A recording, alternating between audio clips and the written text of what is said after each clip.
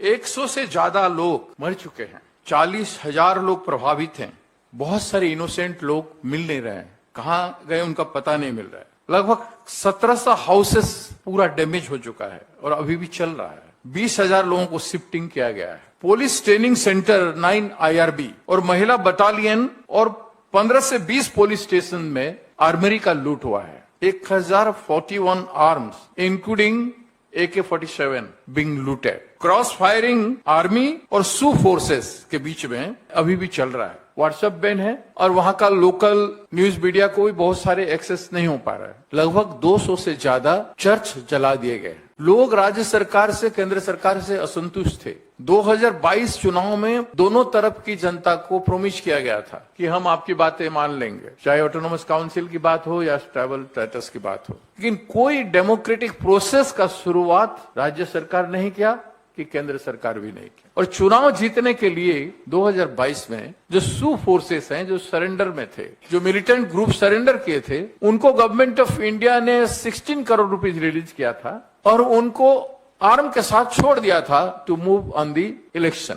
हिल area, schedule area होता है, वहां कुछ करने के लिए पॉलिसी लेवल में पॉलिसी अप्रोच जो होता है वो democratically moves through the assembly, then governor, then president, honourable president of India, then the government of India, then the process is taken for any policy thing, but those process were not adopted. इस incident से पहले खुद CM ने प्रोवोकेट किया, hill area के जनता को प्रोवोकेट किया कि हिल एरिया में इलीगली लोग सेटल कर गए हैं, जबकि 60 साल से लोग सेटल किए हैं। 38 विलेज को, गांव को आइडेंटिफाई करके उनको डिस्प्लेस का नोटिस दिया गया और कुछ गांव को डिस्प्लेस कर दिया गया। तो regiment was spoiling like anything in the hill area. That is the prima facie. All tribal students union Manipur की तरफ से रैली हुआ हर डिस्ट्रिक्ट हेडक्वार्टर में। But in Churapachandra district, when it was going on, that time there is one Baris Sharma, who is the former youth president of BJP. With a gang of people, he participated in that rally. He was there. Why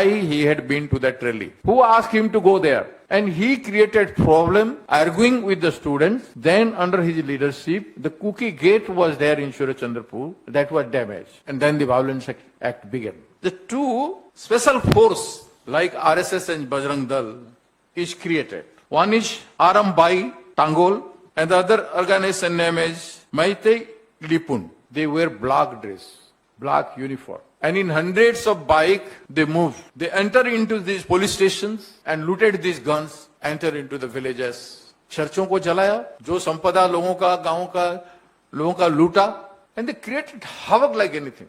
Who empowered them to enter into the police station? We heard that the Aadhaar card was taken from them and the guns were given to them. They are acting as a special force. When I asked my youth congress leaders, they're saying, sir, they were moving like heroes in the film, like Gawar Singh entering with so many vehicles, entering village, creating damages, and police is standing by, not able to do anything. Because police is silent, no law and order situation there. There's nobody from government of India monitoring this issue. अभी तक home minister वहां visit तो नहीं किए, उसका monitoring भी क्या किए हैं जनता को पता नहीं है। अभी तक प्राइम मिनिस्टर ट्वीट तक नहीं किया। इससे बड़ा दुख की बात क्या हो सकता है? हमारे देश का एक हिस्सा है मणिपुर। आदिवासी हो, मैतेई हो, ये सब आपके हैं, देश के हैं, और उनका ख्याल रखना, उनको प्रोटेक्शन देना संविधान का काम है, सरकार का काम है। Whether the government of India and government of state, they are existing or not.